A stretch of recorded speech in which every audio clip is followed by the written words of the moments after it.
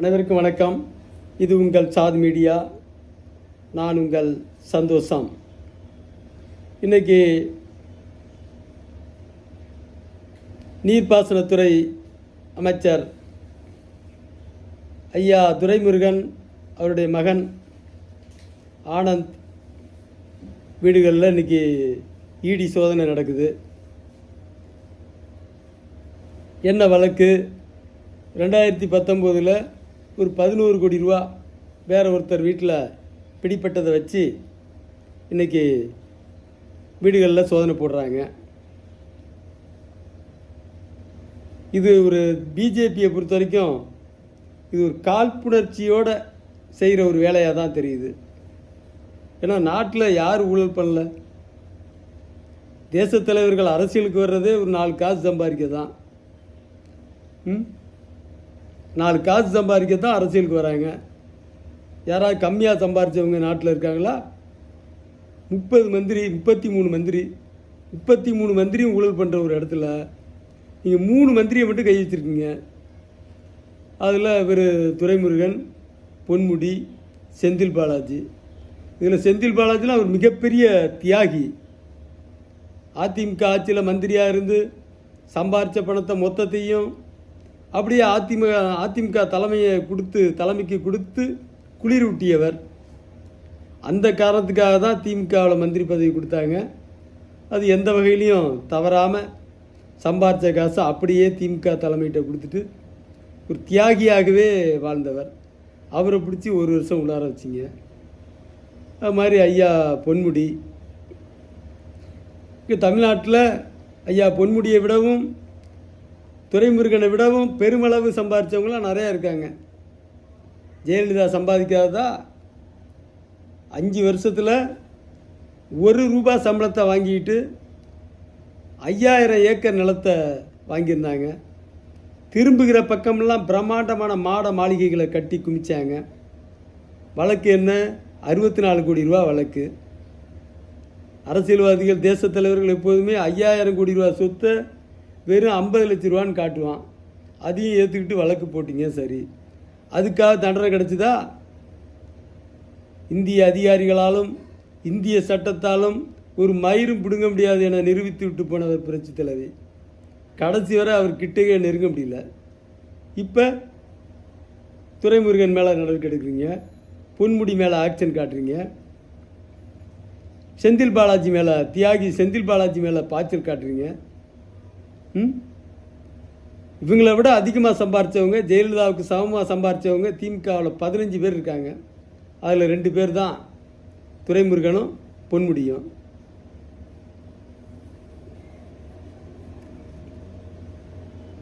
தேசத்திற்காக சேவை செய்ய வந்தவங்க மேலே கை வைக்கிறது என்ன நியாயம்? ஒரு பக்கம் ஊழல் அதிகாரிகள் மேலே நடவடிக்கை எடுக்க முடியாத அளவிற்கு சட்டத்தை திருத்தினீங்க. ஒரு அதிகாரி மேலே நடவடிக்கை எடுக்கணும்னா அவங்களுக்கு மேலதிகாரிகிட்ட பர்மிஷன் வாங்கணும். அப்போ எல்லாம் கூட்டு கொள்ளையர்கள், ஒருத்தனுக்கு ஒருத்தன் பர்மிஷன் தரமாட்டான். வழக்கே போட முடியாது என்கிற சூழ்நிலையை உருவாக்குனீங்க ஊழலுக்கு ஆதரவாக. ஏன் நீங்கள் மட்டும் என்ன யோக்கியமாக இருக்கீங்களா? எங்கள் தலைவர் ஸ்டாலின் எந்த அளவுக்கு உங்களுக்காக பெருந்தன்மையோடு விட்டு கொடுத்துருக்காரு. உங்களுடைய பினாமி தானே அதானி. உங்களுக்கு குடும்பம் இல்லை, பொண்டாட்டி பிள்ளை இல்லை. ஆனால் உங்கள் சார்பாக பல லட்சம் கோடி ஆட்டையை போட்டவர் அதானி. தமிழ்நாட்டில் தரம் குறைஞ்ச நிலக்கரியை பல மடங்கு விலை வச்சு கொடுத்ததன் மூலம் 10,000 கோடி ஆட்டையை போட்டவர். அதை எங்கள் ஸ்டாலின் வற்புறுத்துறாரா? என்னைக்காவது உங்கள்கிட்ட வந்து அதானி மேலே வழக்கு போடணும்னு சொல்லியிருக்காங்களா? 10,000 கோடி தமிழ்நாட்டினுடைய வரி பணத்தை ஆட்டையை போட்டவன் அதானி. சரி, நம்மளும் திருடுறோம். சரி, பிரதமரும் அவருக்காக இல்லைனாலும் அவர் கூட்டாளிக்காக திருடுறாரு. சரி, திருடிட்டு போங்கன்னு விட்டாச்சு. அதுக்கப்புறமும் எங்கள் மந்திரிங்க மேலே கை வைக்கிறது என்ன நியாயம்? காலையிலேருந்து சோதனை நடக்குது. இப்போ துரைமுருகன் பையன் வீட்டில் சோதனை நடந்துச்சு. இப்போ துரைமுருகன் வீட்டிலேயே சோதனை நடக்குது. இது நியாயமற்ற போக்கு இல்லையா? அதுலேயும் குறிப்பாக பார்த்தீங்கன்னா 3 மந்திரிங்க, 3 பேரும் தமிழர்கள். டம்மி துறையை கையில் வச்சுருக்காங்க. கொஞ்சம் பெருசாக வருவாயெல்லாம் ஈட்ட முடியாது, அதெல்லாம் ஏற்கனவே சம்பாரிச்சது. பவர்ஃபுல் துறை முழுக்க 11 தெலுங்கு மந்திரிங்கிட்ட இருக்குது. தெலுங்கு மந்திரிகளை கையிக்க மாட்டேறீங்க. அதுலேயும் வந்து தயவு தாட்சண்யம். தமிழர்களுக்கு ஒரு நியாயம், தெலுங்கர்களுக்கு ஒரு நியாயமாக ஏவா வேலுக்கிட்ட தமிழ்நாட்டுடைய பவர்ஃபுல் மந்திரி ஃபுல்லாக இருக்குது. காசை மொத்தமாக அடித்து தூக்குற மந்திரின்னா ஏவா வேலுக்கிட்ட இருக்கிற சாலை போக்குவரத்து துறையும் பொதுப்பணித்துறையும் தான் அடித்து தூக்குற மந்திரி. இன்னொரு மந்திரி கேஎன் நேரு, அவர் நகர்ப்புற வளர்ச்சித்துறை. சர்ச்சான போடுற துறை அதுதான். 4000 கோடி சென்னைக்கு ஒதுக்குனது எங்கே போச்சுன்னே தெரியலன்னு எல்லோரும் வெள்ளை அறிக்கை கேட்டாங்க. கடைசி வரைக்கும் அது வெள்ளத்தில் போயிடுச்சு. அவர் நம்ம பொன்முடி துரைமுருகனை விட பல மடங்கு கூடுதலாக, சில மடங்கு கூடுதலாக சம்பாரித்தவர். இவங்கெல்லாம் லட்சம் கோடிக்கு பொருளிட்டுனா அவங்க பல லட்சம் கோடி சம்பாரித்தவர் கேஎன் நேரு. இத்தனைக்கும் மிளகாய் வியாபாரி அவங்க அப்பா, அவங்க குடும்பம் மிளகாய் வியாபாரி. பல லட்சம் கோடி சம்பாதிக்க முடியுதுன்னா அது ஒரு பாராட்டுக்குரியது தான். அவங்க மேலே நடவடிக்கை எடுக்கலை. ஏவா மேலு இவங்க பொன்முடி துரைமுருகனை விட தாண்டின சம்பாதிச்சவர். விசில் அடிச்சுக்கிட்டு இருந்தவர், கண்டக்டரு, பஸ்ஸில் விசில் அடித்தவர். இன்றைக்கி இவங்களெல்லாம் தாண்டி லட்சம் கோடிக்கு மேலே சொத்து சேர்த்துருக்காரு. இன்றைக்கும் தினசரி மீட்ரு ஓடிக்கிட்டே இருக்குது. அவங்க கிட்டக்க போகல. மூர்த்தி மதுரையில், அவர் பத்திரப்பதிவுத்துறை. நாட்டில் பொதுப்பணித்துறைக்கு, இந்த பொதுப்பணித்துறை நகர வளர்ச்சித்துறை இதுக்கு சமமாக அடுத்தது ஒரு துறை இருக்குன்னா பத்திரப்பதிவுத்துறை தான். ஒரு சார் பதிவாளரை பிடிச்சாலே ஒரு 5000 கோடிக்கு கைப்பற்றலாம். ஆனால் கைப்பற்றினீங்களா? அந்த மாதிரி அடித்து தூக்கிட்டு இருப்பார். ஒவ்வொருத்தரும் கரெக்டாக பட்டுவாடா பண்ணிகிட்டு இருப்பான். மாதம் சார் பதிவாளர்கள் எல்லா பகுதியிலேருந்து இவ்வளோ ரேட்டில் தான் ஓடிட்டுருக்கோம். அப்படி இருக்கிறப்ப தெலுங்கு மந்திரிகள் தான் பவர்ஃபுல் மந்திரிகளாக இருக்காங்க. அவங்க மேலெல்லாம் கையை வைக்காமல் தமிழர்கள் மேலே வன்மம் காட்டுறது ரொம்ப வருந்தத்தக்கது. அதோட நம்ம திமுக எம்பிக்கள் என்னைக்காவது பாராளுமன்றத்தில் உங்களுக்கு எதிராக பேசியிருக்காங்களா? அதானி பல ஆயிரம் கோடி ஆட்டையை போட்டார். தமிழ்நாட்டு வரி பணத்தை தரமற்ற நிலக்கரியை கொடுத்துட்டு பல ஆயிரம் கோடி அடிச்சுட்டு விட்டார். அதனால் அது மேலே வழக்கு பதியணும், விசாரணை நடத்தணும்னு சொல்லியிருக்காங்களா?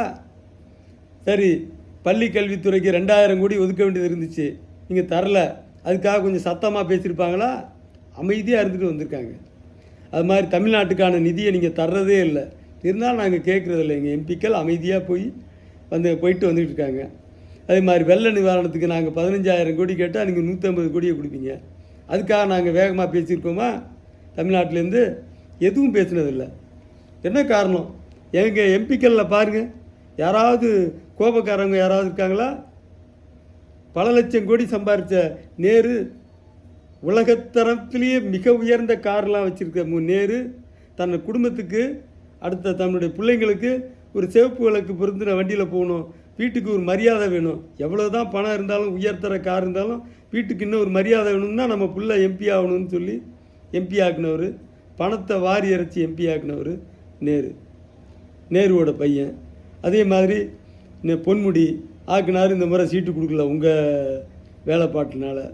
துரைமுருகன் தான் இவ்வளோ காலேஜ் இருக்குது, இவ்வளோ சொத்து இருக்குது, இருந்து என்ன பயன்?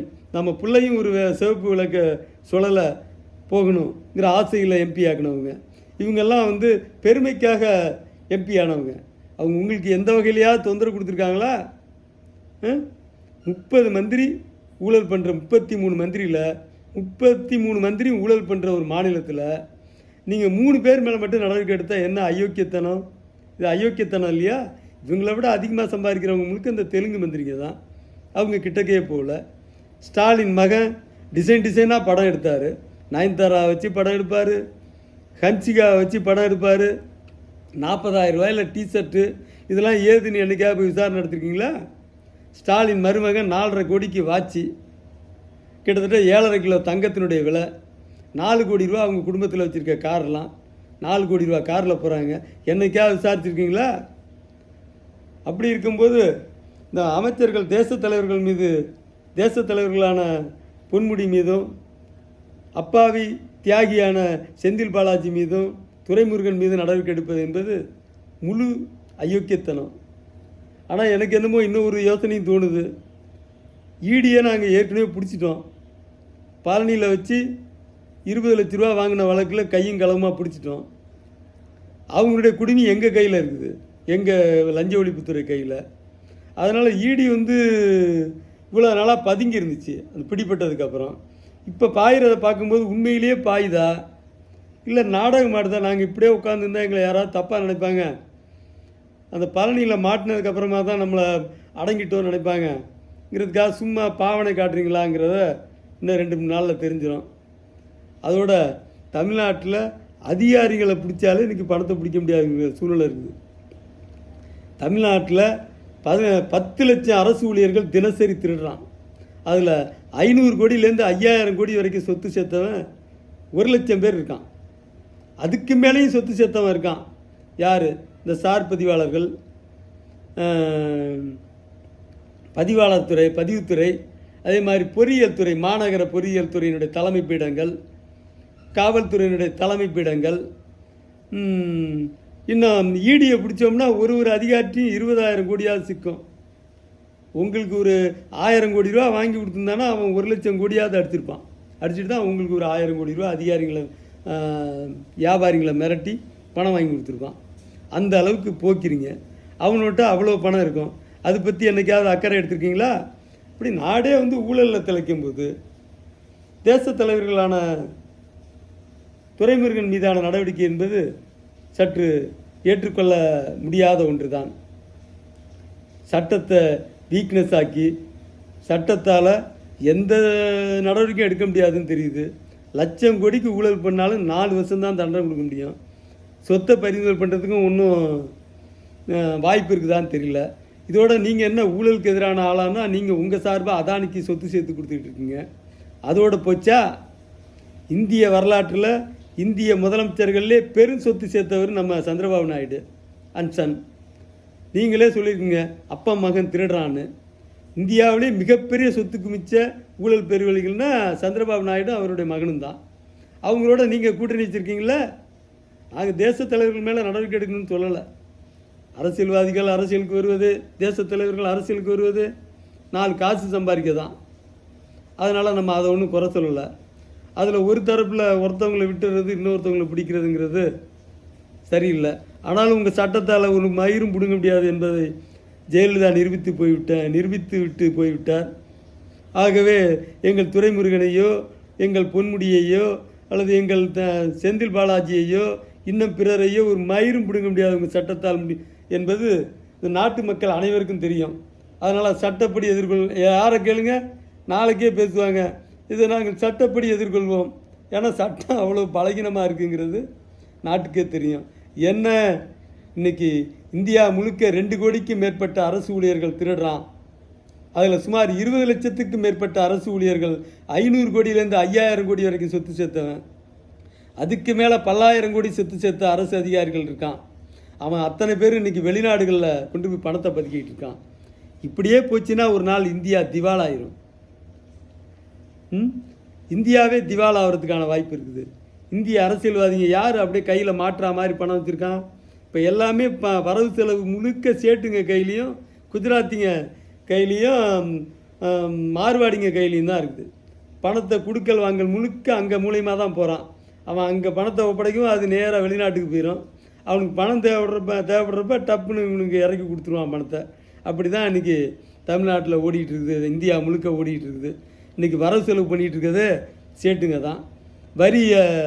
வரியை தாறுமாறாக தங்கத்துக்கு போட்டு இன்னும் இதர பொருட்களுக்கு போட்டு உங்கள் குஜராத்திகளும் ராஜஸ்தானிகளும் 10,000 கோடி பல லட்சம் கோடி சம்பாதிக்கிறதுக்கு வழிவகுத்தீங்களே. இதெல்லாம் ஊழல் இல்லையா? அயோக்கியத்தனம் இல்லையா? அதனால் துரைமுருகன் மீதான வழக்கை நாங்கள் எதிர்கொள்வோம். ஸ்டாலினை நீங்கள் ஆட்டவோ அசைக்கவோ முடியாது. ஆனால் நாங்கள் எவ்வளவு பெருந்தன்மையாக அதானி மீது வழக்கு தொடுக்க வேண்டும் என்று ஒரு கோரிக்கையும் வைக்காமல் எங்களுக்கு தர வேண்டிய 2,000 கோடி பள்ளி கல்வித்துறைக்கு ஒதுக்க வேண்டிய நிதியை கூட சத்தம் போட்டு கேட்காம, தமிழ்நாட்டுக்கு வர வேண்டிய நிதிகளை கூட வேகமாக கேட்காம அமைதியாக இருக்கிற எங்கள் மீது நடவடிக்கை எடுப்பது சரியல்ல. நாங்கள் சட்டப்படி சந்திப்போம் என்பதை சொல்லி நன்றி தெரிவித்து முடிக்கிறேன். வணக்கம்.